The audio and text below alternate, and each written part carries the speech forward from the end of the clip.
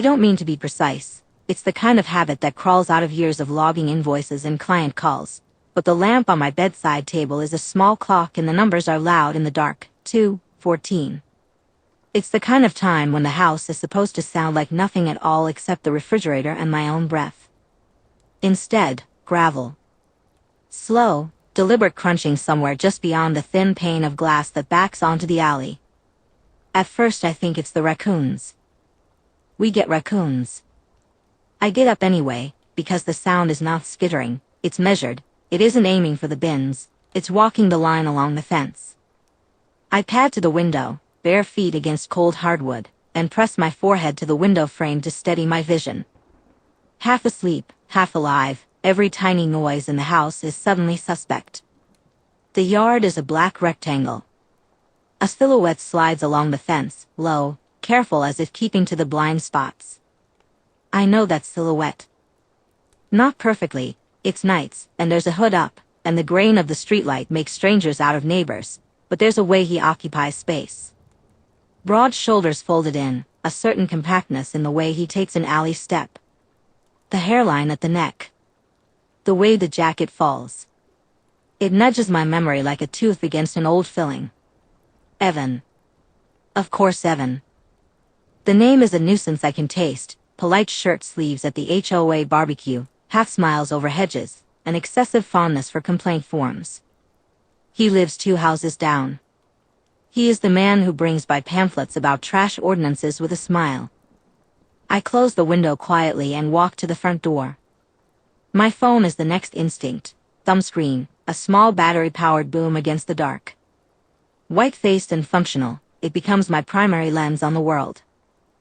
I flip on the porch light with the switch by the door because that will, at least, tell me if the yard is empty or staged. I don't fumble for my keys. The chain is already off, habit. I am halfway through the motion of opening the door when a sound from the yard makes me stop, a soft clink, like metal on metal, then more gravel crunching headed from the side gate toward the back. Checklist runs through my head at the speed of an elevator, lock windows, done, note time, 2:16 now. I told myself 2:14, but that was the first sound. Photograph the scene if possible. Do not escalate without evidence. Do not invite confrontation if it can be avoided. The paradox of living alone. Every rule unfolds into a dozen contingencies because you are both the person in danger and the person expected to be reasonable after the fact. Reasonable means photographs and timestamps and the quiet capture of facts. Reasonable means no yelling that attracts the entire 5-house radius. Still, my body moves in the older, less reasonable pattern. I push the door open. The porch light floods the steps and part of the front lawn with a harsh rectangle of white.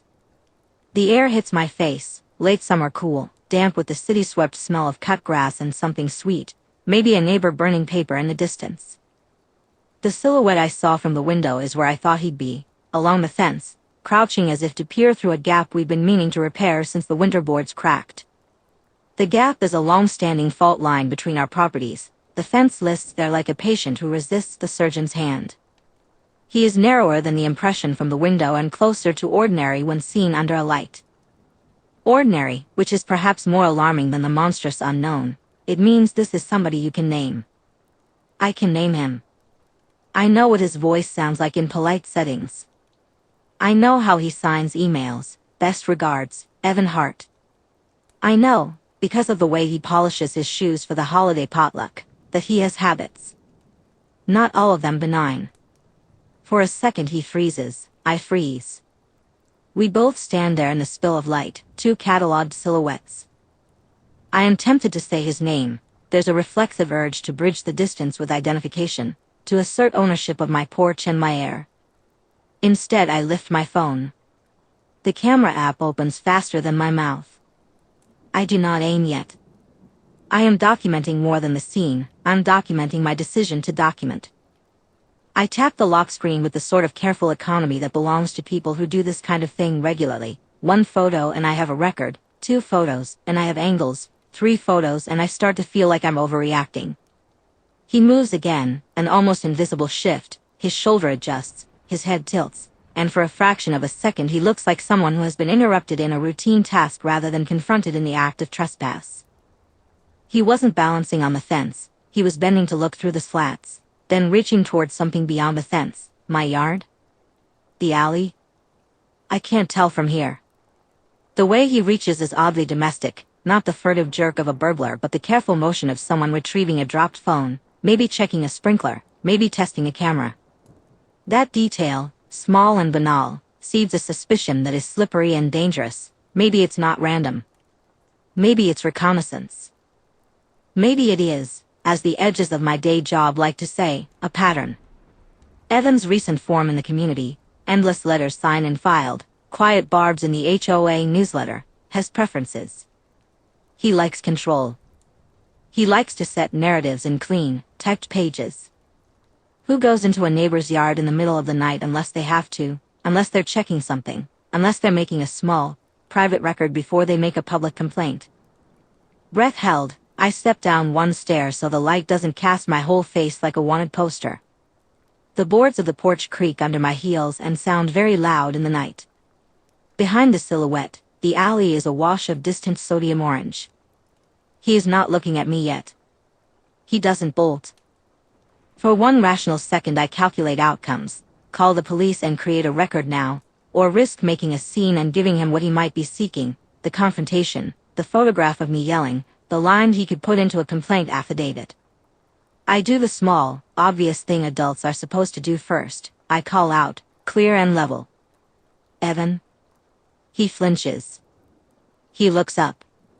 Under the porch light he is, unmistakably, Evan Hart. His face is not a mask, it's the face of the neighbor who handed me a complaint about my ceramic pots last summer. He is, in profile, exactly what I dreaded and what I should have expected, ordinary enough to be plausible, precise enough to be deliberate. He lifts his hand, the object he's holding obscure between his fingers. The porch light scratches at the night's cone. In the space of his pause a series of small, administrative decisions catalyze into action, a mental email, timestamp, photograph, call for assistance. For the first time since I heard the gravel, I feel the thin line of fear pull taut. This is not a burglary. This is something more confusing and potentially worse, a neighbor in my yard at 2 a.m., seen and unaccounted for, and the clear, human question hanging between us, why? I flick the porch light without thinking, the click is louder than it should be at 2:17 a.m. and the world answers in a single, hard halo that turns the lawn into a theatrical stage. Gravel crunches again, close now, and the silhouette by the fence goes still as if someone pulled a curtain. I don't check shoes. I don't pause to think of pajamas or hair. I step off the top step and call his name. Evan. He freezes like a man caught in a spotlight. Only when I say his name does the shape tilt, a slow, practiced apology in his shoulders, and a voice comes, measured and cautious. Maya. It's not what it looks like. In the light his hands are empty. He is smaller up close than I expected, not in height but in the way his shoulders slope inward as if he's been carrying a folder for too long. Mid-40s, tidy hair, the navy coat that always looks ironed. There is a thread of gray at his temple I hadn't noticed in daylight. A neighborly face, except at the corner of his eye the polite mask fractures into something thinner, sharper. Your gate, he says, the way people say your when they mean the mine. Look, I thought I'd left it open. I was just checking. Your gate? I repeat because the sentence needs the weight of verification. The gate that faces his driveway sits on the other side of his house. His story is a folded paper that wants to pass for origami.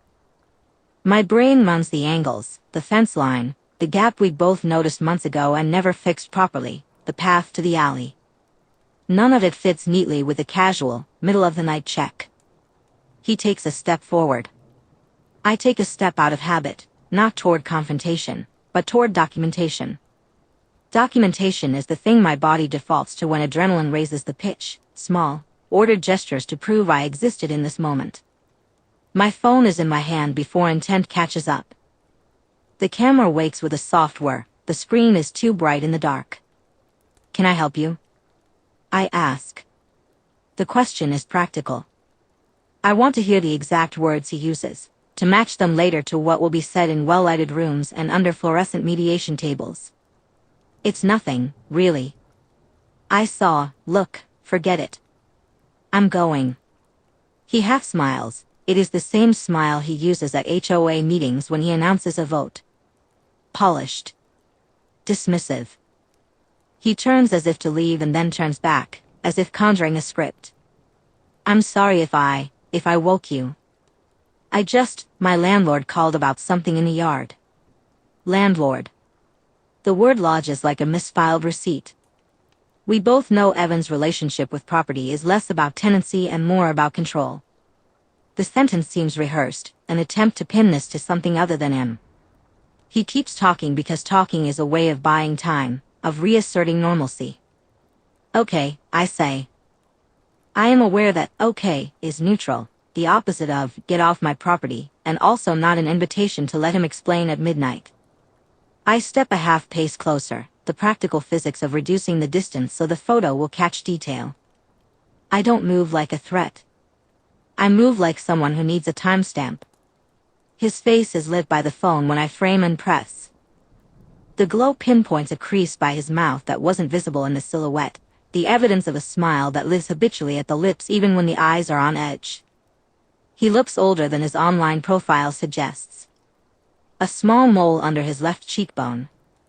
A faint nick in the eyebrow. I think, absurdly, of mugshots and municipal forms that will someday have a box for expression. He is trying to be innocent and the camera does not grant that. Please don't, he says suddenly, as if the act of capturing him with a device is a felony. He moves faster than his apology. When I take 2 more steps, measured, within my gate, he bolts. I see, in the quick arc of motion, that he has no bag, no tools, no sign of prying. He runs like someone practiced in litigation rather than in trespass, clean, efficient, avoiding puddles, head tucked. He doesn't look back over his shoulder. He disappears into the alley with the same silence he arrived in, the gravel spitting miniature fireworks under his heel. I stand on the lawn with my phone still warm in my hand, a file saved automatically with a tiny cloud icon at the corner. The camera saved his face in a square of blue-white light, enough to be identifying, not enough to read the full expression. My heart does the small erratic pulsing that follows a sprint. Adrenaline blooms behind my ribs in neat, clinical waves, focus, documentation, risk assessment. Did I just scare off a burglar? The rational checklist slides through me, no bag, no crowbar, no masked face, a suit of papers rather than a hooded sweatshirt. Or did I just interrupt Evan Hart on some quiet nocturnal reconnaissance, a check of gardens, a cat chase, a test of response times? There is a middle shade I don't have a name for, premeditation disguised as happenstance. There is also a legal shade. Evan Hart knows how to paper a narrative. He has a ledger for grievances and a way of rephrasing other people's actions into complaints. He files. He strings together cause and consequence to make an argument. The thought arrives as an aftertaste to the photo. If he accuses me of harassment, if he writes prowling where he might have written checking a gate, a photograph could be turned into proof of the reverse. My brain catalogs not feelings but outcomes, the HOA timeline, the police report, the mediation window. My hand goes back to the phone and I add a voice memo. 3:24 a.m., lawn light on, Evan Hart in navy coat, bolted to alley, because if I'm going to be drawn into paperwork, then the paperwork had better have an honest transcript. Across the street, a curtain moves and then stills. A distant engine hums and does not approach. The night swallows the alley where his footsteps vanished. I can hear my own lungs, and under them a small, sharp question. Have I just frightened a burglar away, or have I just started something I cannot control? Either way, the photograph exists now.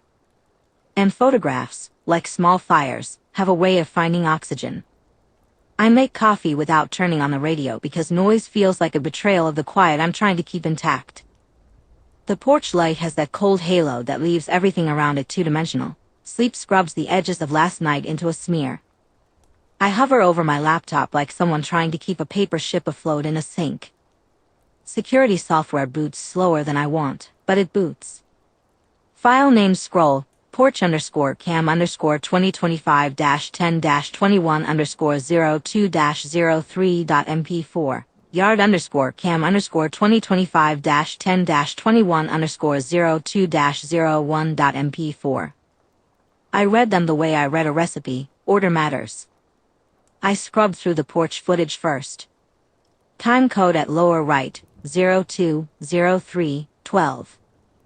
Grain, because the camera is doing what cheap infrared does, guessing at a face in low light.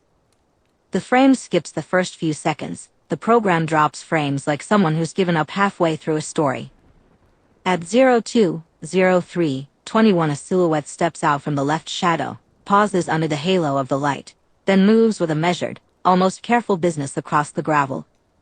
He stops at the corner of the fence and leans, not into her yard, but toward mine, hand disappearing to whatever the gap is. The whole sequence takes 27 seconds. I export the frame and enlarge it until the pixels look like a smear of wet paint. The face is a suggestion more than a person: nose, cheekbone, the slope of a jaw. But there's a small, bright glint on the left wrist, a watch catching the porch light. I scribble the time in the log I keep for things like this, 020322, along with the file hash. I am compulsive about hashes. Chain of custody matters to a person who has spent years turning receipts into tax statements. The yard camera is less forgiving. It covers the gap in the fence from the backyard side, so I can see what the silhouette did when he leaned in. He presses his hands into the void, fingers splayed like someone checking for resistance. Then a quick, exact motion, a pry. Either he was opening the gap wider or checking that the gate latch would hold. The timestamp reads 020326. He lingers at that threshold for 39 seconds, listening or feeling, tiny, human things that suggest intention, not a misstep. I take more stills, name them, yard_gapframe_02-03-26.jpg, porch_silhouette_02-03-21.jpg. Then I go outside because the footage has made the abstract tangible. The fence gap is there with the morning around it, a clean, roughly rectangular cut about 9 inches wide and 2 inches high, saw marks fresh along splintered cedar, fine dust still in the groove. My tape measure tells me 9 inches exactly, which is a detail I write down because details are a way to hold the world steady. There are tool marks, not the weathered wear of an old latch but the striations of a blade, small, repetitive, like someone who knows how to handle a utility knife. It's the kind of mark that makes my stomach tighten, because it implies intent and, possibly, returnability. Not a one-off errant trespass, but a made-to-fit opening. I photograph the gap from 3 angles: front, side, the way sky frames the raw wood, then back inside to the laptop. Metadata intact. I drag copies into a folder, duplicate them to an external drive, then email a copy to myself with the subject line, Evidence, Fence Gap, October 21, 2507:18. It's an automatic thing, a tick box in my brain: save, backup, timestamp, seal. I add a text file to the folder, observations.txt. Short bullet points in the voice I use at work: objective, unemotional, date, time, action, material evidence, suggested interpretation. I text Evan because he has to be asked. There is a grain of optimism in that, quicker to resolve if you start with the neighborly route, right? I attach one of the yard photos, time-stamped. The message I type is small: 07:32 a.m. Saw this at the fence this morning. Care to explain? Maya. I put the phone on the counter and watch the little ellipses that mean typing and then they don't. He doesn't answer. I watch the dots die like fruit. I wait 2 minutes, 5. I try to justify a silent neighbor, bad reception, busy, asleep, thinking. Then I remember the neat stack of envelopes he used to shove through our shared mailbox when the HOA had a kerfuffle last spring, the way he drafted letters and kept copies. He is tidy with complaint. There's a quiet recalibration the footage forces. Fear is a fizzy, general thing. Suspicion is precise. The person on my porch didn't snatch at the air and run. He measured, probed, and used a tool. The hours matter. 02:03 a.m. is not bedtime for a casual jogger. The gap is not accidental. The watch glint, if I enlarge the frame enough and if I stop hoping for miracles, could match the watch I glimpsed on him last week when we exchanged pleasant nods about the weather. Pattern emerges where there was only unease. The options align in my head like a list from an instruction manual. Call the police. File a report. Let them log the footage as evidence. Proper, procedural, gives me an official paper trail but also gives him a paper trail to answer and perhaps, if he is as litigious as I suspect, to twist. It also invites an external judgment onto my quiet life, and the police will ask questions I may not be ready to answer. Handle it quietly. Talk to Evan in daylight. Appeal to neighborliness. Risk that politeness buys me nothing if the marks are deliberate and, crucially, if Evan decides to weaponize the conversation. Also risk that without an official timestamped report, this looks like an isolated quarrel to anyone who later asks. I run through third options because the world is not linear. Document more, talk to Mrs. Patel, mention it casually at the HOA meeting next week, get a legal friend to review the footage. There are names that surface unbidden: Louise at the aid clinic, Asha with her quiet propensity for pragmatism, people whose counsel I haven't yet sought but whom I can if I choose. I open the porch footage again, slow it to quarter speed. At 01:54:03, 10 minutes before the porch silhouette, there's a pair of headlights sweeping past my driveway, a sedan idling across the street. It stops. The camera catches a second shape stepping out of the passenger side, quick and narrow, moving toward the alley that abuts Evan's property.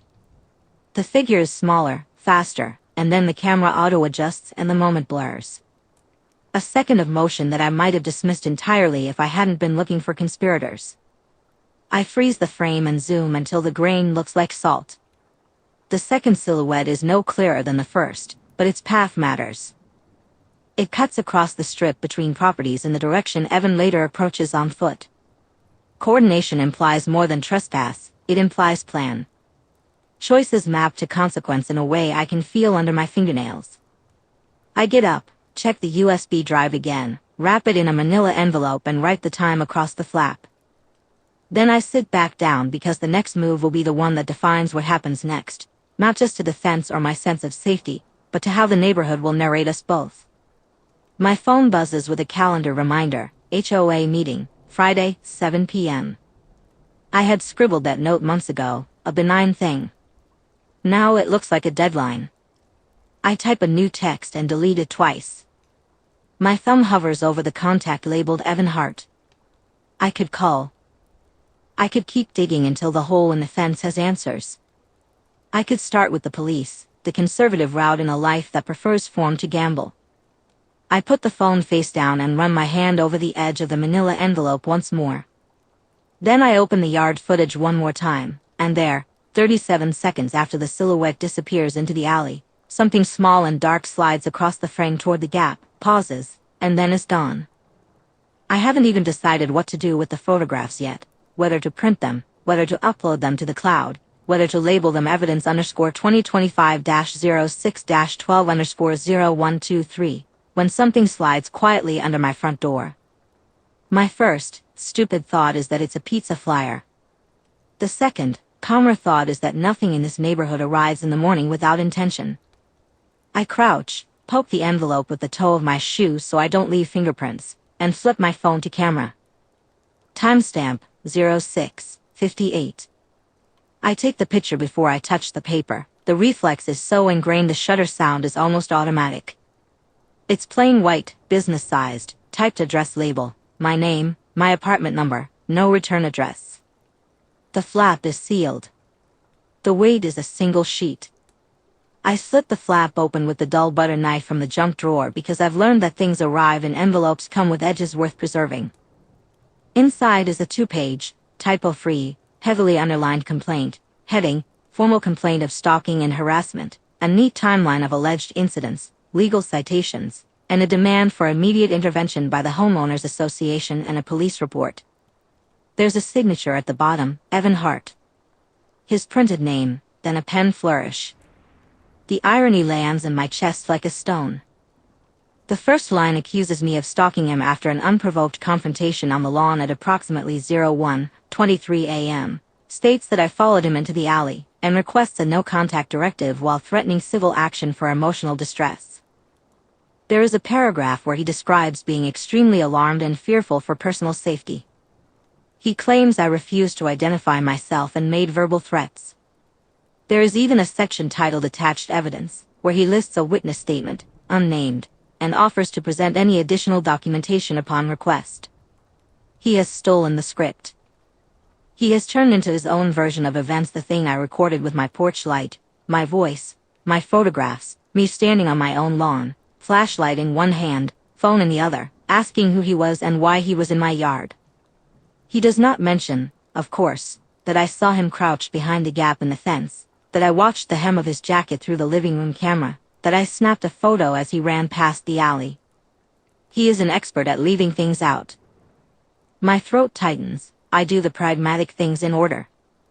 I photograph the complaint on my kitchen counter, timestamp 07:02, 2 images, one of the first page, one of the signature. I slide the original back into the envelope and seal it with a strip of clear tape. I open my laptop, create a folder labeled complaints, and paste the photos into it. I take the footage from the front camera, export the clip, and save it in 3 places: my hard drive, an encrypted cloud folder, and a USB in a little Ziploc.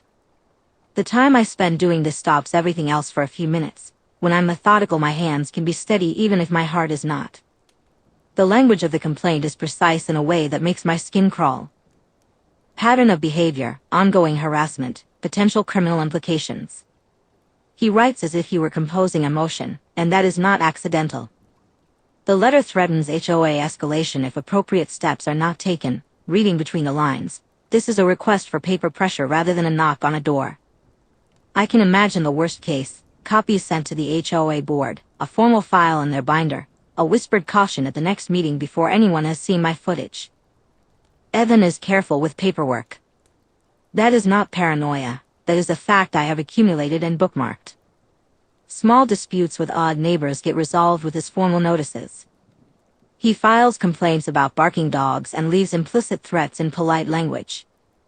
I found one unpaid late fee notice for a different neighbor last week, and the way the shading of that scanned letter made his name look like a watermark set my teeth on edge. It's a pattern of using forms to shake perception. It's a tactic I know I have to counter. But how do I convince someone that the man who slipped into my yard at night is the one who should be considered unsafe? That's not a rhetorical question. It's the central procedural problem now sitting on my counter in Evan Hart's neat italics. Authorities who haven't watched my footage yet will see 2 parties, both claiming fear. Without context, a single photograph is ambiguous. A single voice is liable to be interpreted as aggrieved. I think of how liability-averse the HOA board is. I think of how a neutral officer will be trained to log both statements and let the paperwork proceed. My mind starts cataloging options with the efficiency of someone who lives alone and has learned to keep panic orderly. Go to the police with the footage, now. File a counter-complaint the moment I can articulate it. Alert the HOA with my own formal packet, timestamps, security footage, the photograph of him emerging from my yard. Call Luis at Legal Aid for advice about how to frame a response so it is not dismissed as retaliatory. Call Asha because I have to tell someone the story in a voice that isn't my own head for an hour. All of these are obvious steps. Their costs, time, energy, escalation, are equally obvious. There is another calculation: escalation begets escalation. Evan's complaint is precisely that, an escalation. If I charge back with equal formality, I validate the medium he prefers. If I step slowly, he may flood the board with more documents, more incidents, each one a drop that stains the narrative. I can already picture him, sitting at his kitchen table with a cup of coffee, signing the complaint with the acid-neutral satisfaction of someone who has preempted a story. I close my laptop for a second to feel my pulse in my wrist. The house is too quiet for a place where someone has been trespassing. The complaint sits between my fingers now. His ink is dry. I slide the sealed envelope into a larger manila folder and label it evidence, Received 0658.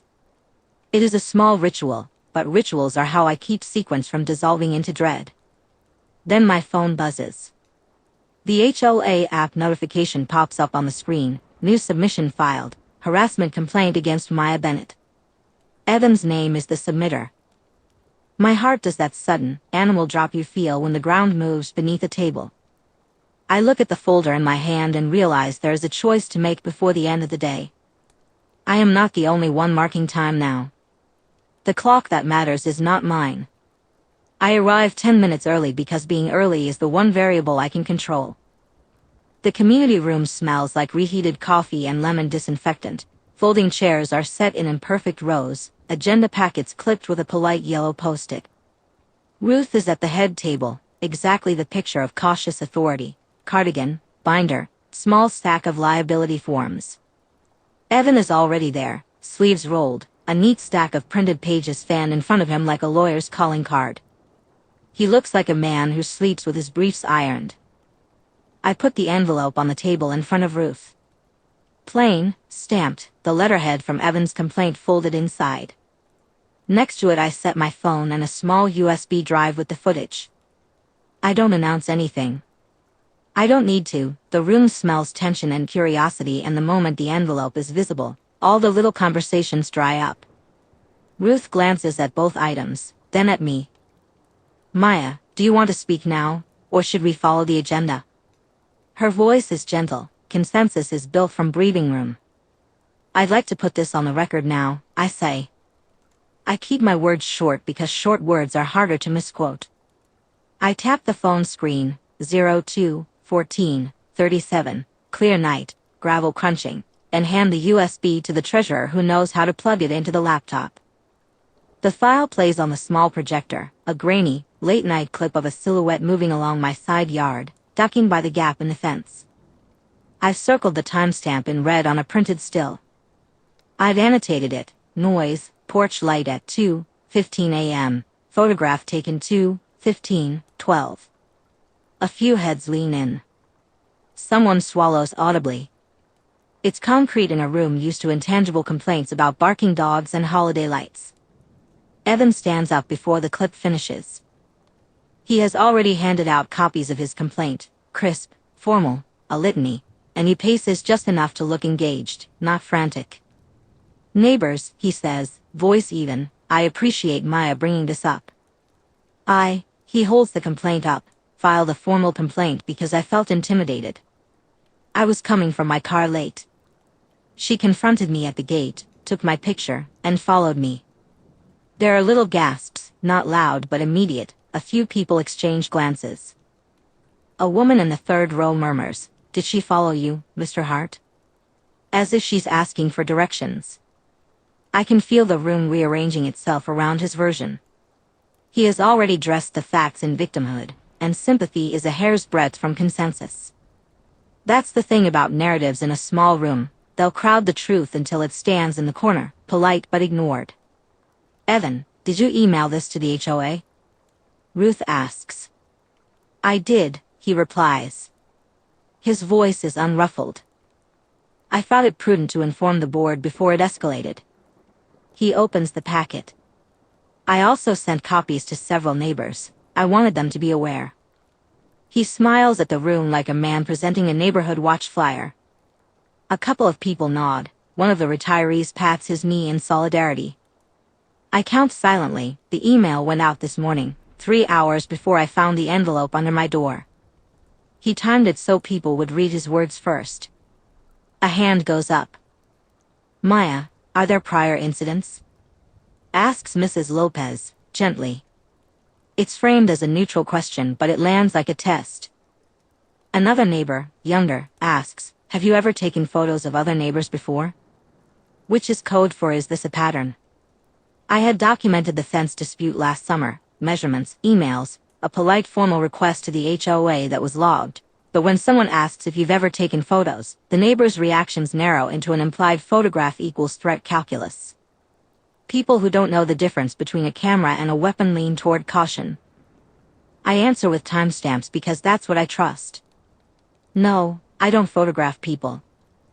I took a single photo at 2:15 a.m. after I saw someone in my yard. The police were called at 2:23. Report number is 24-0119. I handed the footage to Officer Alvarez this afternoon. Short, factual, efficient. You can't beat facts in a room where words are currency. But why the late-night lighting in the phone photo? Asks another voice, this one sharper. Seems confrontational. I feel the question as critique of my method as much as my person. I open my mouth to say that turning on my porch light and documenting an intruder is a defensive act, but it sounds defensive. I add, because I was threatened. I've had paperwork from Evan before about the fence. There's an existing neighborhood pattern. Luis and Asha sit in the second row and nod slightly. They're my quiet anchors. Asha's thumbs are linked into a small restraining gesture that says, "Don't escalate yet." Ruth exhales and folds her hands. Our obligation is to the safety and cohesion of the community. We need to be careful about liability. That code, liability, is what many of them worry about more than who was right or wrong. Avoidance is a form of consensus. Evan presses. I'm simply asking the HOA to recognize that harassment occurred and to advise her to cease photographing me. He means, in plain English, to constrain me. That phrasing is clever. It reframes the person documenting a trespass as the aggressor. Paperwork is power. The room divides. Two neighbors say, quietly but firmly, that they saw someone on the sidewalk earlier that night and will support my version. One neighbor mentions he received Evan's email and was unsettled by the tone. Others ask for a closed session.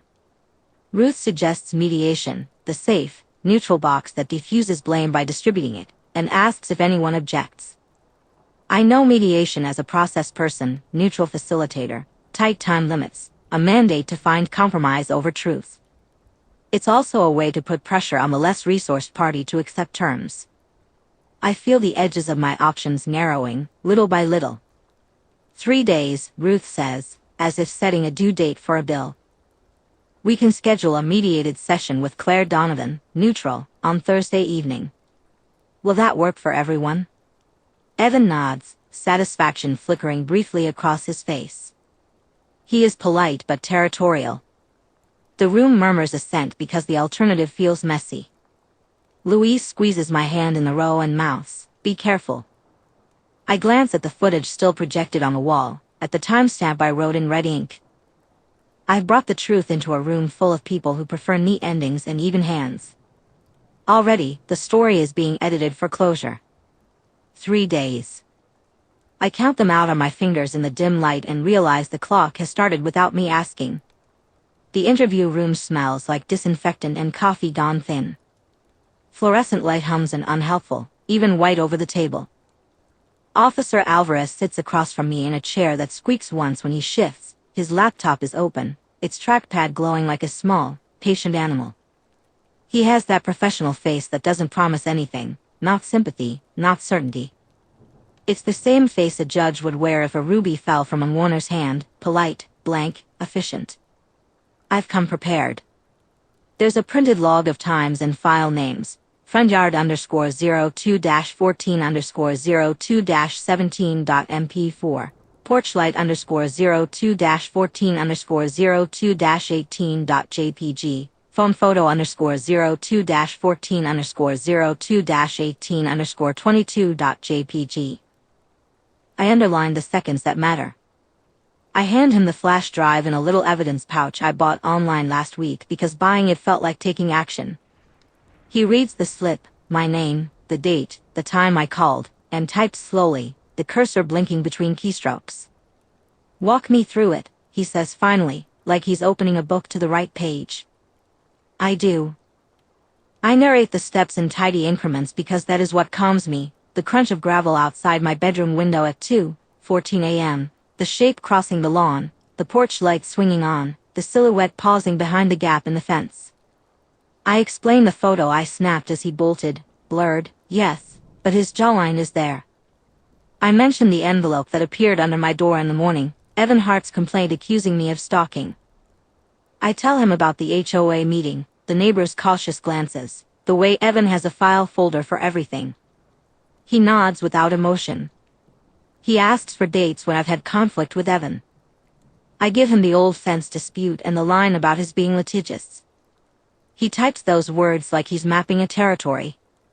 Pattern, he says after a pause, more to the screen than to me. He doesn't seem surprised, he does seem precise. When I offer the flash drive, he takes it and plugs it into the laptop. The video opens, and the grain of night unspools across the screen. The timestamp ticks in the corner. I hear my own voice in the room describing it, 02/17/02. The silhouette hesitates behind the fence, then moves south toward the alley. He watches, face unchanged. My throat tightens in the way that says paperwork matters more than panic. He makes a copy. Chain of custody, he explains. He prints a property receipt and slides it toward me to sign, then stops and looks back up. If you want to pursue this criminally, he says, you can file a countercomplaint. It's an option. The words hang flat in the fluorescent air. Countercomplaint. File back.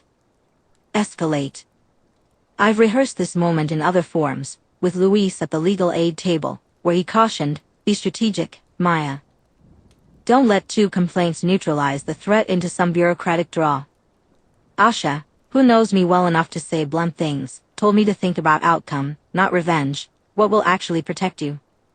Ruth from the HOA suggested process and consensus and, with the same breath, booked the mediation room for next week. The list of people who've advised caution has grown like a margin note.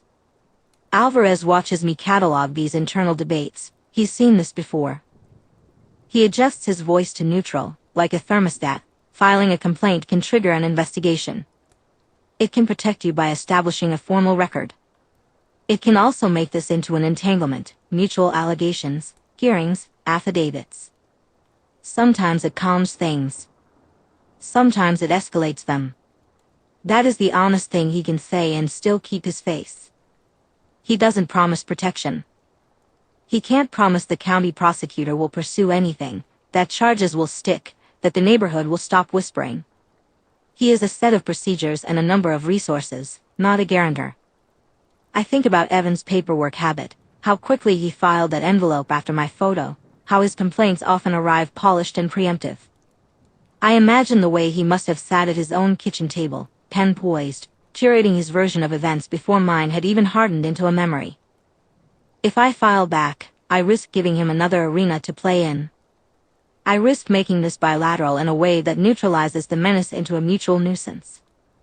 If I don't, I leave the record brand new and ask the system to see the threat as it was, a man in my yard at night, fleeing when confronted. My pragmatism bangs up against a simple, human fear: paperwork can become a weapon. He's used it before. Paperwork is his hedge, his means of controlling neighborly reality. Yet evidence without a formal complaint can sit idle in a drawer labeled unprocessed, seen by the right person at the wrong time and dismissed as neighbor squabble. Alvarez taps his pen on the receipt. If you'd like, we can file both statements today, he offers. It opens an investigation.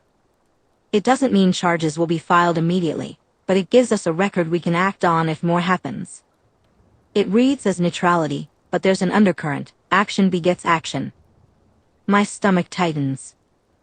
I look at the flash drive on his desk and think about the photo stuck to my phone, Evan's face frozen as he runs. I think of the neighbors' faces in the HOA meeting, the way consensus fractures when accusations start doing the work of facts. I tell him about how he ignores my text asking why he was in my yard. I tell him the complaint used words like harassment and stalking as if they were interchangeable with self-defense. I tell him about the dates and the old fence and the way his voice sounds polite in public and formal at the edges. I keep listing because lists are how I keep a narrative from streaming into chaos. He prints a blank complaint form and slides it to me across the table along with a copy of the property receipt. The cursor blinks on his laptop. The room waits like a held breath. What do you want to do? He asks, softly this time, the professional face thawing into something almost humane. I pick up the pen, then set it down again. My hand knows the shape of the decision, my head knows the consequences. Outside the tiny window I can see the precinct clock, unhelpful and impartial. I'll think about it, I say. It's not a refusal. It's not a commitment. It's the exact middle I've been living in for days. He nods and slides the forms into a folder. We'll log the evidence as received, he says. If you decide to file, come by and we'll add that statement. I leave the flash drive with him because evidence sitting on my counter feels vulnerable in another way. I walk out of the interview room with a receipt in my purse and the counter complaint form, a clean white thing on the table behind him, unsigned and waiting. The decision is still there, heavy as a coin. The mediation date is scribbled in my calendar, inching closer. Someone in the hallway sneezes. The fluorescent clock reads 2:17. 2:17 a.m. I stop pretending I'll sleep and open a new browser window. My fingers move with the kind of efficiency I reserve for filling out forms, focused, slightly impatient.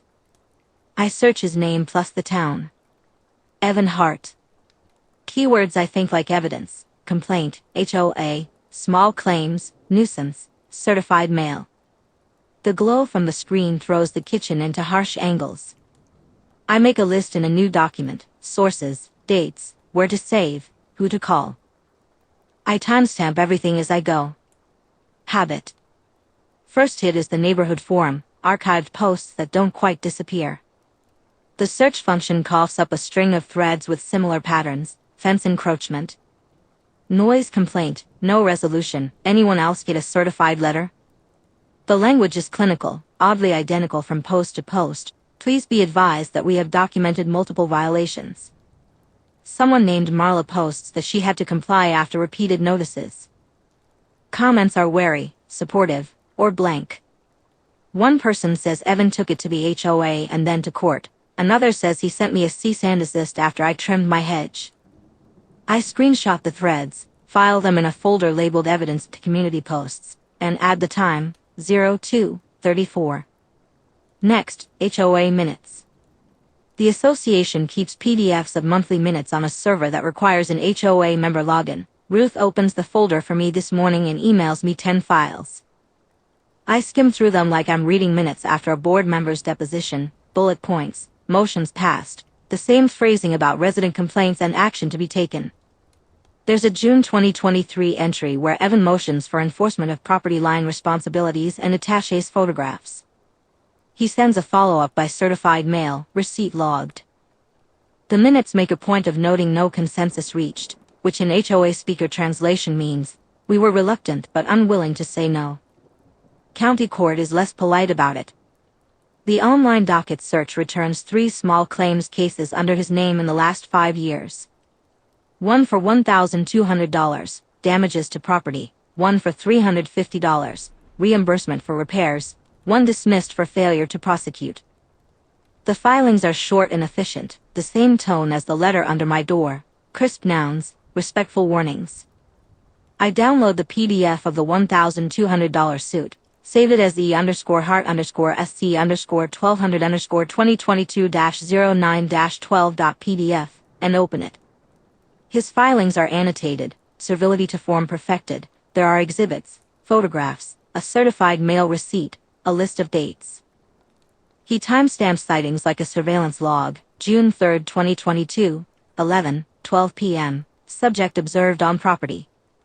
The complaint looks less like a legal argument and more like a pattern of cataloged grievances.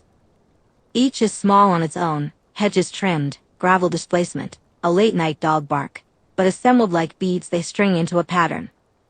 He's not impulsive, he's methodical. I read and resave, pattern, pattern, pattern. There's a pattern I recognize too, before each formal step: HOA complaint, court filing, certified letter, there's a burst of preemptive documentation. Photographs, neighbor statements, dates. He photographs the dispute before he confronts the person. He files before things escalate. He weaponizes the process itself. This is the part that moves my stomach to ice. It reframes the silhouette in my yard from awkward trespasser to tactic. He's using paperwork as leverage, not as a last resort. If you can force someone to respond to process, attend meetings, respond to certified mail, hire counsel, suddenly you control their time, their attention, and their finances. You make compliance the lesser cost. I cross-reference the complaint that looks most like mine. The phrasing on the header matches the envelope I found on my doormat, same font, same legal boilerplate about harassment and stalking and immediate remedial action. The only difference is the name of the defendant. I pull up the scanned certified mail receipt embedded in the filing and freeze. The serial number is there, the municipal postmark. The placement of the argument, preemptive, accusatory, reads like a script. I call Luis. It's 3:46 a.m. where he is, and he answers because he knows I won't stop otherwise. Do you see the pattern? I ask before hello. He does. He asks the practical question I was rehearsing: do you want a lawyer up or document up? It's a useful binary, and neither choice feels right in isolation. Lawyer equals escalation, lawyer equals cost. Document equals necessary baseline but perhaps insufficient when the other side is practiced at turning process into punishment. Asha texts at 4:02 a.m., coffee? Followed by a string of helpful emojis. She brings me cookies at 9 a.m. and listens without surprise when I rattle off the docket numbers. You have more than you think, she says, which is both comforting and terrifying. I print a database, dockets, HOA minutes, forum screenshots, the photo of Evan's face I took the night he fled my yard. I index everything in a spreadsheet titled timeline_heart_proof.xlsx. Column A, date observed. Column B, source. Column C, action taken. Column D, next steps. I add notes, certified letter language matches, photographs dated earlier than complaint, potential witness list. I make a small, tactical plan. First, formalize my evidence into packets, digital and paper, and get an intake with legal aid. Luis says he can review the materials and help craft a response. If he flags a counter-complaint for malicious false reporting, it's something to file, but it's also a trap. Litigation is precisely his play. Second, quietly contact neighbors who have been on the receiving end of similar letters and ask if they'll provide statements. Not in public, with signatures and dates. Third, prepare for mediation, but don't go alone and don't agree to anything without counsel. Claire the mediator is neutral, but neutrality can be used by the practiced scriptwriter to stage the story. It feels thin, like a lifeline made of paper. Still, paper is his medium. If he wants a contest of filings, the only fair response is to make the record clearer, louder, and more inconvenient for him than for me. I save the last document and label it with a bright red folder name, possible pattern_exhibit A. Then I open one more PDF because I can't stop. It's a short complaint filed last month against another Garden Court resident. I skim it, and my throat constricts. The wording is identical. The notary stamp, the service dates, even the line breaks. The defendant's address. My street. The complaint is dated 2 days before the envelope slid under my door. My hands go cold. I keep a log. Not because I think anyone will ever read it in the right order, but because the act of cataloging steadies me: dates, times, file names, who said what and when. Tuesday, 07/12, mediation request from the HOA email, attached PDF, formal invitation to dispute resolution, deadline to RSVP 5 days. Tuesday, 09/03, forwarded to Officer Alvarez. His reply reads like a boilerplate ASS: we recommend civil mediation. Tuesday, 10/30, Ruth's message: we want this resolved quickly and cleanly. The commas in Ruth's emails always feel measured, like someone counting breaths. The mediation notice arrives as if paper could smooth everything. It's a times table and a place on a gray sheet, the legalese polite and absolute. My name is repeated 3 times, capital letters and underlined. Opposing party, Evan Hart. The word allegation sits in the middle like a stone. Luis arrives a day later, early enough to still be in his volunteer t-shirt, too competent to be casual. He carries a thin folder and a neutral face. We sit at my kitchen table, which is where I take all negotiations because it's tidy and there's a camera at the corner that records the door. He asks for copies of the footage and I hand him a USB drive in a sealed envelope, labeling it with the time I made the copy, 14/22, and the original file name. I have 3 copies, one in a drawer, one with Luis, and one encrypted and uploaded to the legal aid cloud. I tell him I hashed the files, not to impress him, but because I need to hear that things are secure. He nods without condescension and explains, in a patient way, what mediation can do and what it can't. Don't go in alone, he says. You won't be signing anything under pressure. Get witnesses. Stick to facts. Remember, demeanor matters as much as the footage. He underlines demeanor twice and then asks, softer, are you prepared to counter-complain? I don't answer first. It's a procedural question that unlocks 1,000 consequences, like the little release valve on a pressure cooker. Filing a counter-complaint will make this bilateral, public. It will also, possibly, give Evan the thing he wants, validation of a conflict in the HOA's records. Luis watches me catalog the options like I'm arranging spices. I'm tempted to ask whether the real currency here is envelopes or fear, but the kitchen clock measures calm in seconds, not motives. Asha drops by that afternoon because friends have a radar for when a neighborhood realignment begins. She brings coffee and a quick, practical parade of questions. Have you thought about moving? Which she tacks on like a courtesy. Would you like me to sit in the mediation? Which she means to be practical and supportive. She doesn't ask whether I'm scared. She knows I am. She asks whether I am safe, which is a separate inventory. We rehearse phrases. I did not stalk Mr. Hart. I called out because someone was on my property. Here is my footage, here are the timestamps. My voice feels like a tool I'm testing. There is a rhythm to saying the same things, like tuning an instrument. We place emphasis where a neutral listener will notice, the 4-second hesitation before, on my property, the specificity of the time. Asha gets my face in the camera and nods. Firm without angry, she instructs like a director. While we rehearse, the neighborhood app spikes. I don't get notifications in the order I'd like. I'm home, so the chimes are personal. Anonymously posted, at 16:41, someone shares a screenshot, my earlier photo of Evan fleeing my lawn, with a caption that reads, in bold and scolding tone, I ask this what our streets have come to. Beware.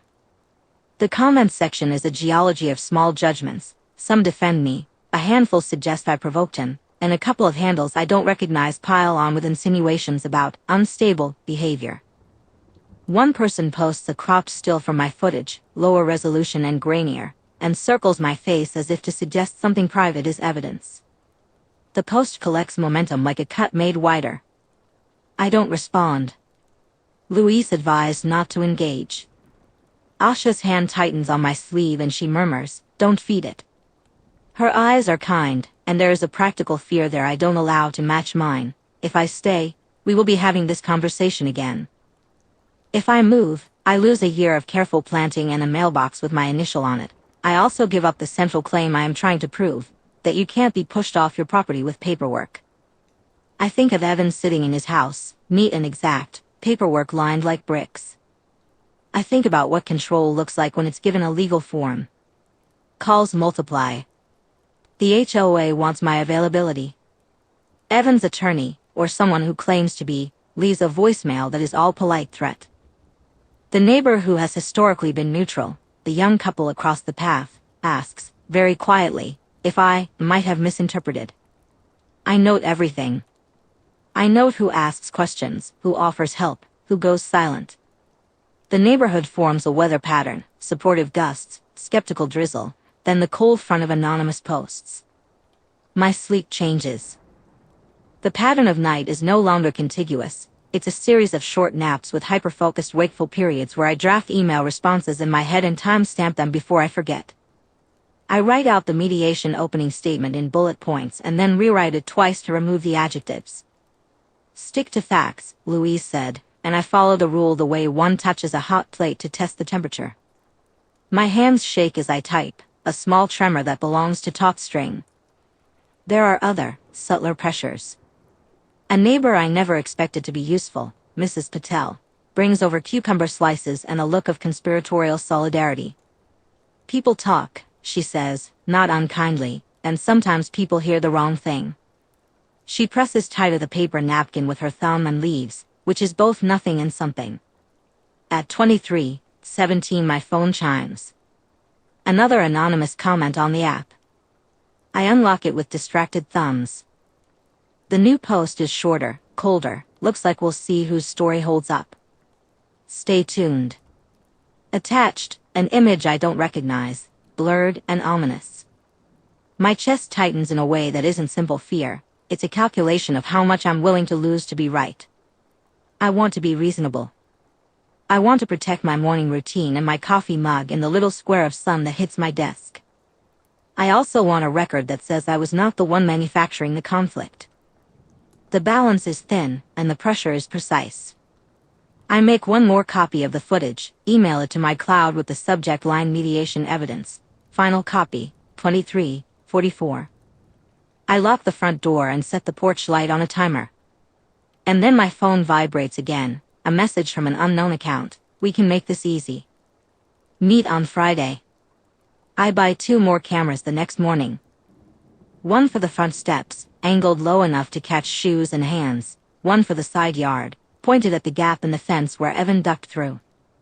Unbox, mount, curse at tiny Allen wrenches. The new ones have infrared and cloud backup and an app that cheerfully tells me when packets drop. Practical, sterile little promises. I like the certainty of numbered features, 1080p, 30 frames per second, motion detection sensitivity 7 out of 10. The rest of me is less certain. I label them before I screw them in. I know how people mess up evidence, misnamed files, unsecured drives, an uncharged battery, so I treat this like an experiment I can repeat. Frontstep_2025-05-03, sidegate_2025-05-03.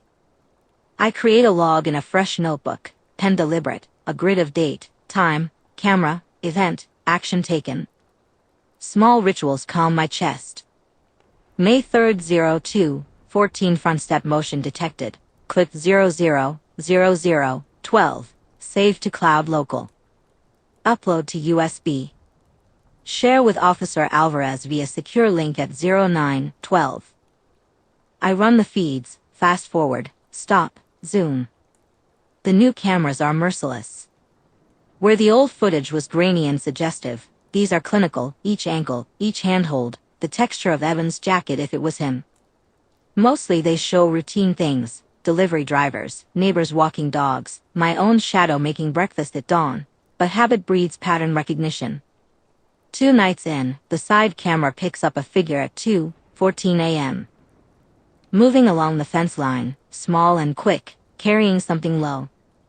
The timestamp blinks in the lower corner and I freeze the frame until the pixels blur into a memory I want to trust more than I want to. I go door to door with the patience of someone who writes statements for a living, not an interrogator, just a woman with a clipboard.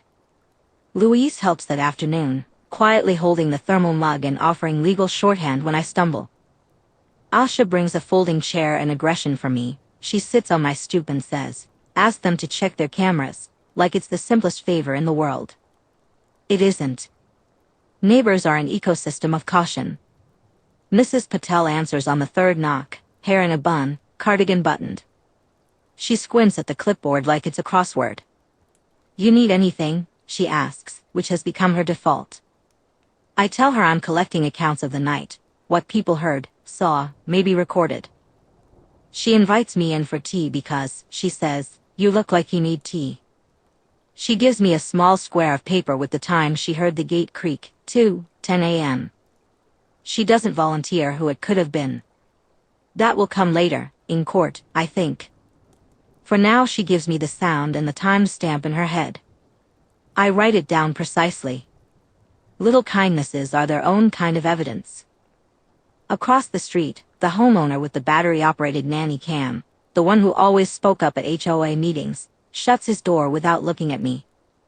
His camera is angled outward. I ask if he'd be willing to check footage from the 2 a.m. window. He says, "No, sorry," and closes the door. No explanation, no refusal by way of neighborly support. Silence is instructive.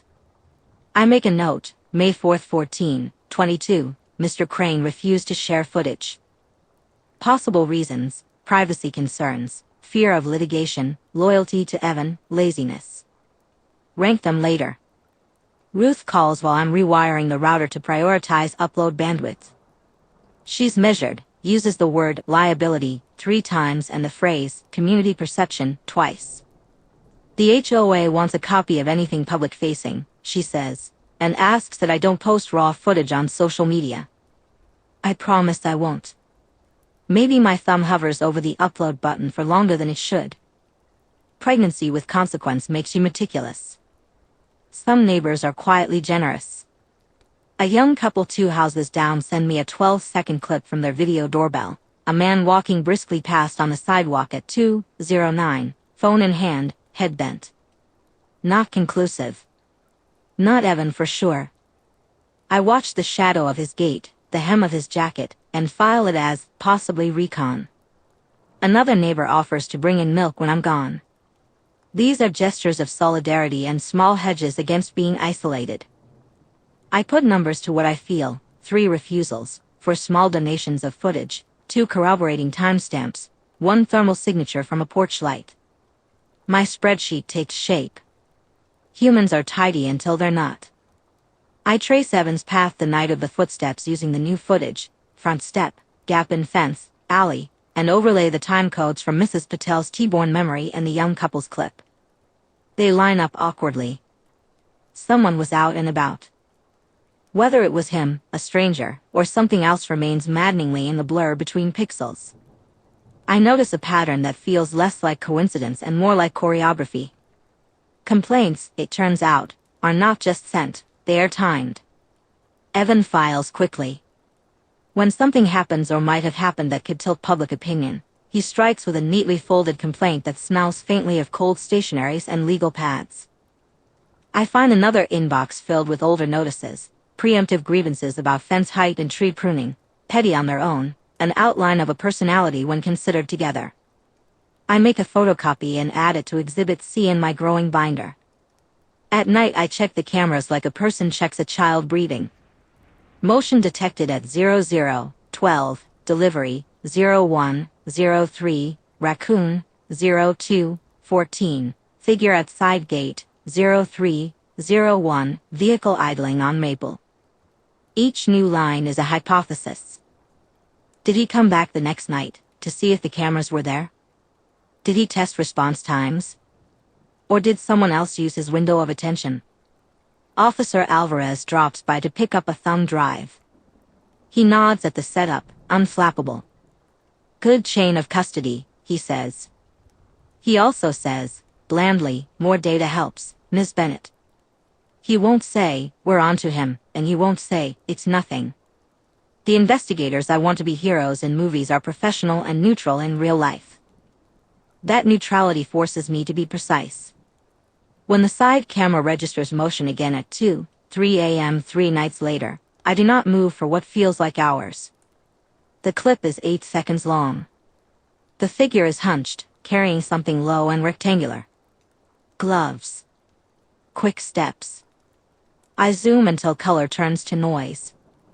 The face is not mine to identify in the blur, and yet the shoulders pull too familiarly at their pace. I save the file as 05-07_02-03_sidegate_motion.mp4 and add the entry to the log, Mayo 70203 sidegate motion, unknown figure carrying object, forwarded to Alvarez 0817. My fingers shake a little when I write unknown. It is the most honest word I have. Then, 2 hours later, a text appears from an unknown number. Saw you setting those up. Good move. Keep receipts. No name.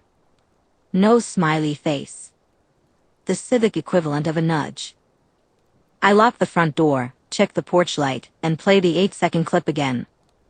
The room smells faintly of lemon disinfectant and old coffee. Fluorescent light squeaks from the ceiling like a mosquito that won't let me ignore it. We sit at a bland table that could be any bland table in any mediation brochure, a perimeter of neutral vinyl chairs, a clock that counts time in impartial ticks.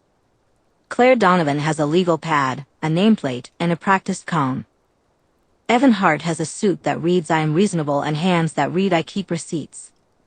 I have a folder with a USB taped inside, a printout of timestamps, and a list of neighbors whose statements I've already summarized in tidy bullet points. Claire leans forward. Thank you both for coming. I know this is difficult. My role is to help you find a resolution that avoids court if we can. She says it like she believes it, which helps, a little. Evan begins. He speaks slowly enough that each word lands like a careful pebble. He describes my late-night porch light as intimidating, my text messages as escalatory, my presence at the fence as confrontational. He frames me as startled, unpredictable, a neighbor crossed. He never says threatened, but he doesn't need to. The subtext is neat and sharp. I made him fear for his privacy, and for his reputation.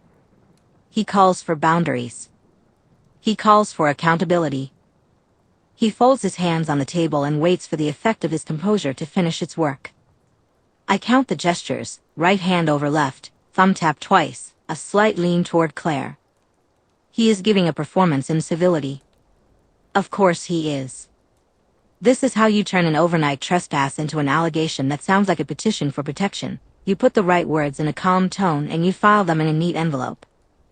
I have seen his handwriting in other complaints, the same loops, the same insistence on what I perceived. When my turn comes, I try to keep my sentences as flat as the room. At 23:34 on June 3rd, I say, and slide the USB forward like I'm passing evidence across a boardroom table. This file is not a perception. This is a time-stamped video from my front cam. I say the file name. Too many hours and too much practice has made me good at dialing in details, and Claire reads it aloud, slow, Maya_Bennett_evidence_2025-06-03-2334.mp4. I press play on the laptop, which for some reason feels like a small act of violence. On the screen, a dark silhouette crosses my yard. A figure ducks low at the fence, hands visible at his side for a second, then a face, grainy but distinct enough for me to match it to the photo I took as he ran. The timestamp blinks 23:34:12. Gravel crunches. He looks up, notices the light, and breaks into a run toward the alley at 23:34:18. The file ends with my porch light's flare and the shadow of his shoulders disappearing. I hand Claire a sheet with 3 columns. Column 1, witness name. Column 2, address. Column 3, summary, the dog walker who saw a man in an orange hoodie at 11:35 p.m., the tenant in 12B who heard feet, Mrs. Patel in 2C who said she draws the curtains at night but saw a figure slip by on the 3rd. I watch Evan's face as she reads. He does not smile, he folds his hands tighter. He responds by picking up a different narrative. I was checking my security light, he says. I stepped into the yard briefly. Ms. Bennett approached me, yelled, and followed me. I left because I felt threatened. He uses the word threatened. He repeats it so it becomes a fact. Claire's pen scratches. She leans on process. Can you each describe what outcome you want today? She asks.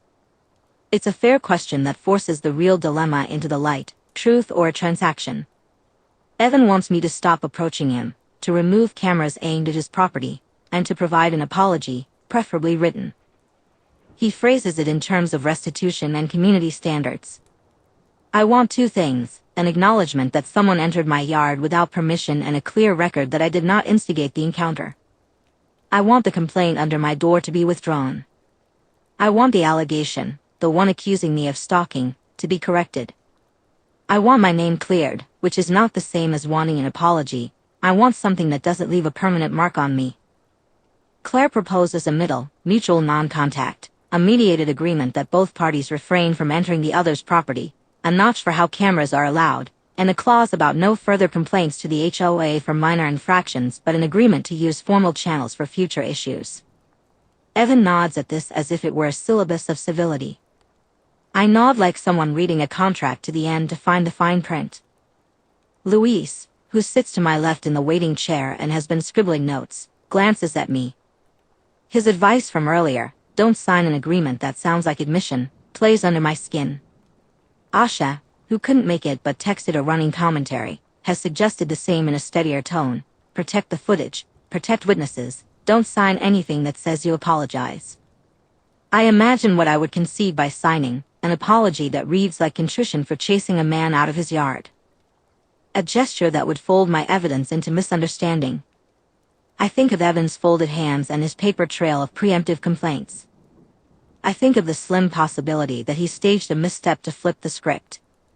What if, Claire asks, we include a clause that allows Ms. Bennett to maintain her cameras for security, so long as they don't record beyond her property line, and Mr. Hart withdraws his complaint contingent on a written statement about mutual non-contact? Evan's jaw tightens. I'm concerned about recordings aimed at my house, he says.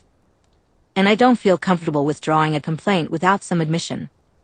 Claire looks at me for a beat too long. I feel my pulse in the hollow behind my ear. The room has narrowed to the span of paper between us and the thin promise of signatures. I catalog the consequences the way I catalog evidence. What an apology would do to my record, what a withdrawal would do to his pattern, what silence would do to my future. Compromise here is not neutral. It is a recalibration of who is believed. I push my folder toward the center of the table and say as calmly as I can, I will agree to a mutual non-contact. I won't aim my cameras at private windows. But I won't sign anything that implies I chased Mr. Hart or that I apologize for something I did not do. I will not agree to remove the footage from my records. Evan's eyes flick. The mediator's pen hovers. For a single suspended second, everything in the room, Claire's training, his composition, my folder with its USB, balances on that tilt. The clock clicks. I can feel the hum under it, truth or surrender. The argument is not a loud one, it is the slow arithmetic of credibility.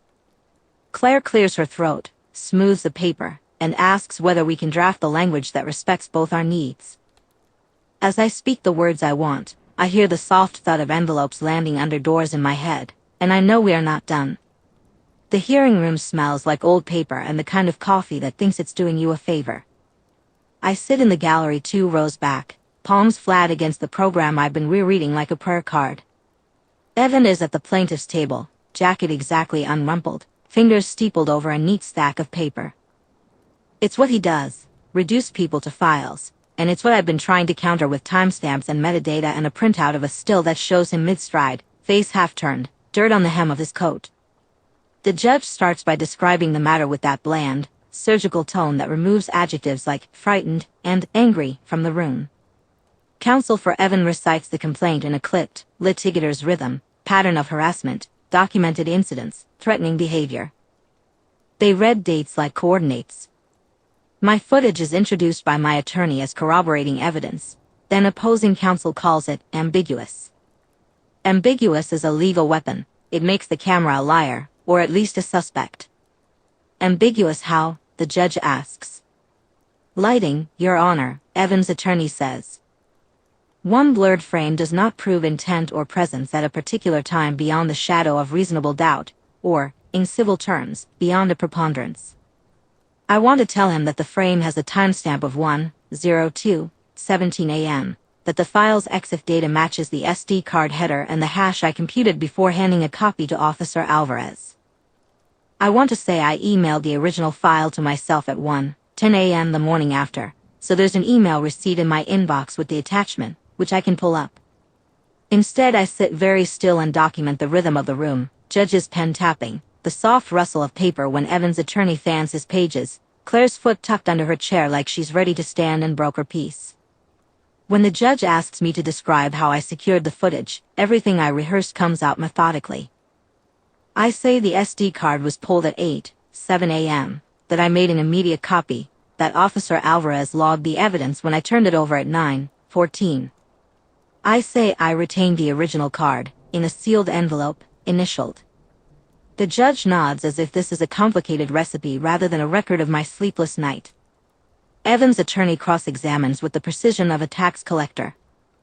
He paints me as a neighbor who took a photo of a man fleeing and then decided, perhaps improperly, to marshal that image as proof of his guilt. You acknowledge, he says, that photographing a neighbor in their yard could reasonably be perceived as intimidating?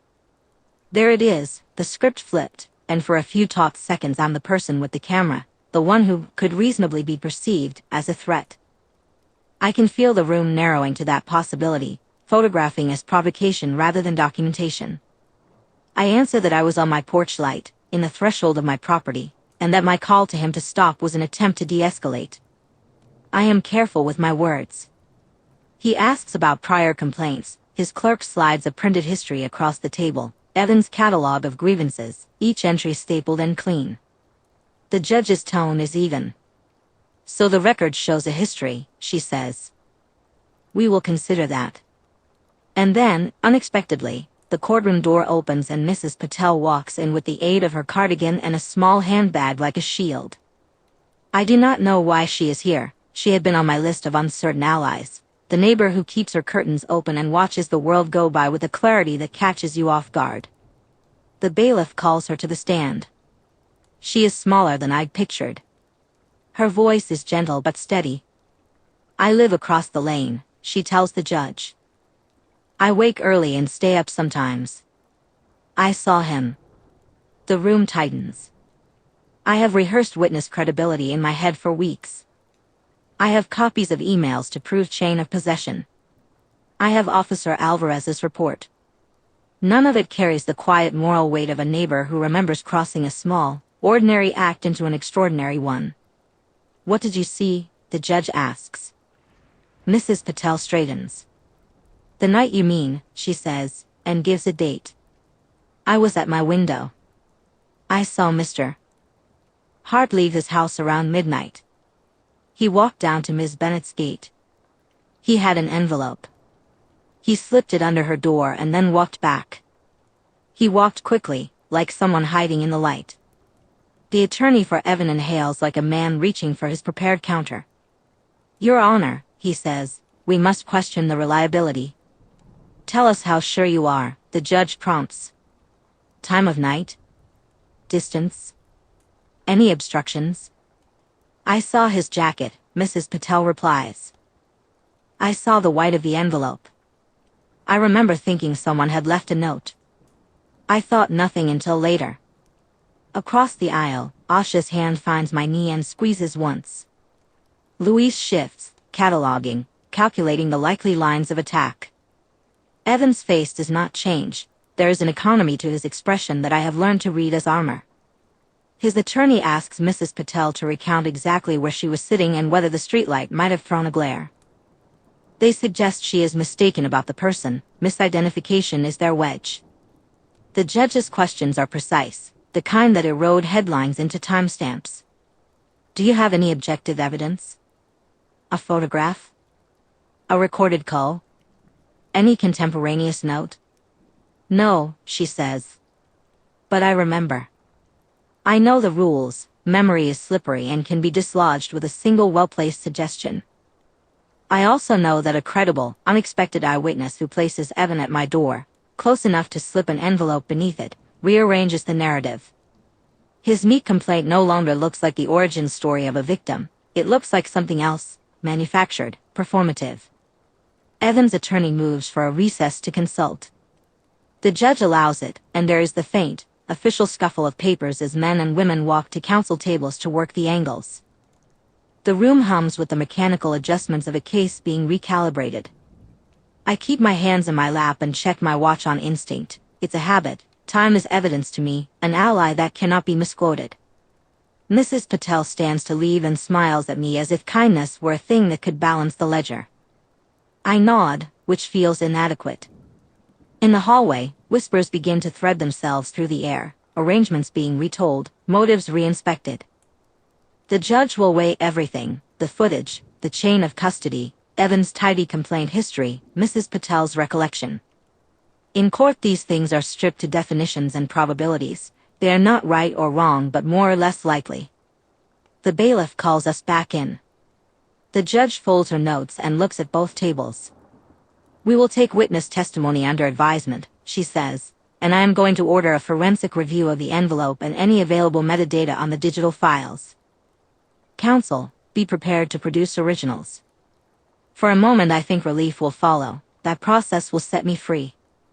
Instead, the judge leans forward and asks, simply, Ms. Bennett, if evidence shows a person slipped a document under your door with the intention to provoke, how do you intend to prove the intent behind that act?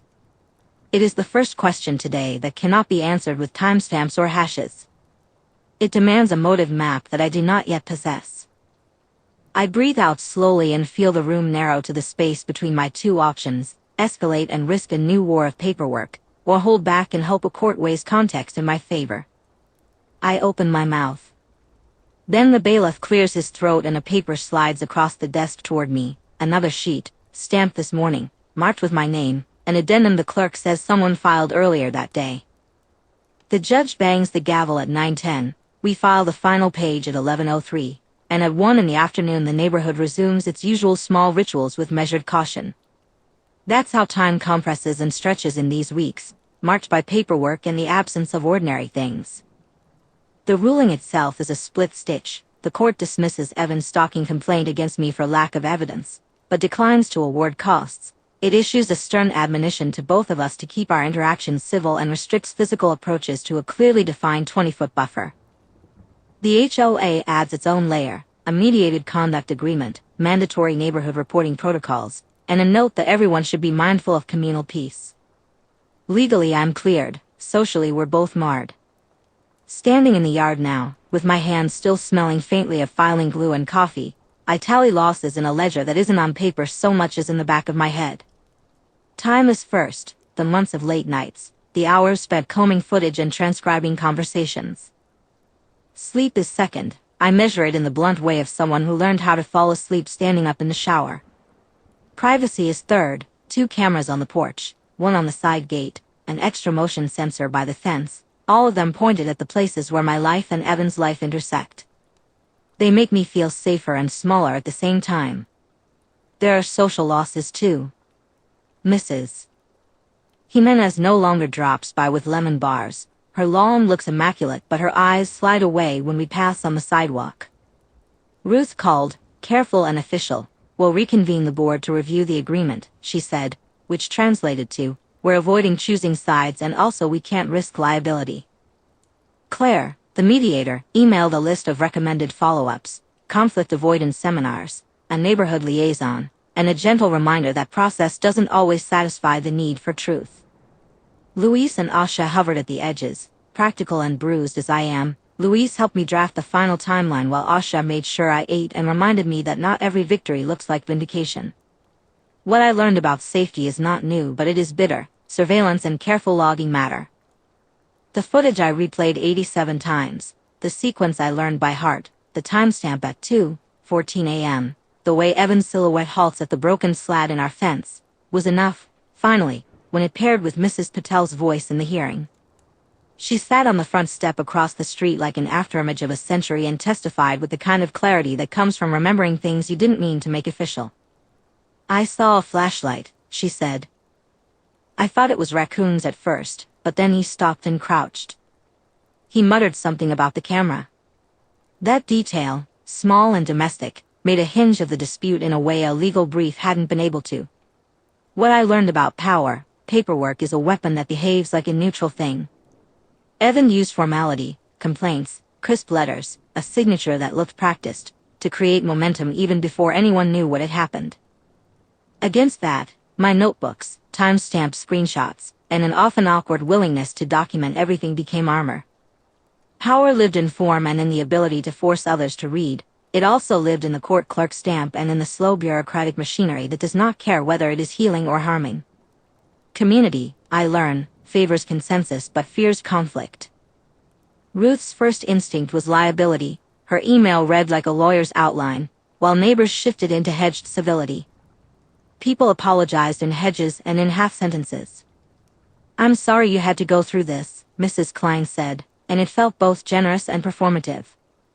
The social map has been redrawn in small ways. Yards once linked by casual trust now have clearer borders. Conversation topics skirted, Playdate scheduled with written parameters. The buffer line in the ruling is literal and figurative. When I push the last page into the manila folder, the court clerk stamp black and decisive in the corner, I take a picture of it with my phone. File name, complaint_final_2025-10-21_11-03. I upload it to a secure folder and then I tuck the manila into the bottom drawer of my desk where receipts and warranties live. The ritual of filing is meant to bring closure, a boxed place to lay down the messy thing and, theoretically, to move on. But when I let myself out to the porch, something has already intruded on that hopeful narrative. There is an envelope on the mat, half hidden under the shadow of the mailbox. No HOA stamp. No return address. The handwriting is small and tidy, the kind of neat block letters Evan uses when he's drafting a complaint, though he usually writes in a slightly slanted cursive for personal notes. I know all the handwriting in this block of houses the way other people know faces: Ruth's leaning R, Mrs. Patel's looping Y, Louis's sharp capitals. This one is unfamiliar enough to catch my throat. My phone dings with a text from Asha. Lunch? My treat. How are you? And I thumb a reply while my other hand goes to the envelope. I don't open it. I stand with it like a weight in my hand, measuring what opening could mean: an apology, an appeal, a threat, or something designed to unsettle. There is a faint smear of dirt on the lower right corner, as if whoever left it had set it down in a hurry. The porch light hums. Across the street Mrs. Patel is sweeping her stoop. She catches my eye and gives a small, almost imperceptible nod. I slide my thumb under the flap and pause, the way a person holds a book at the last page, uncertain if closing it will end the story or unlock another chapter.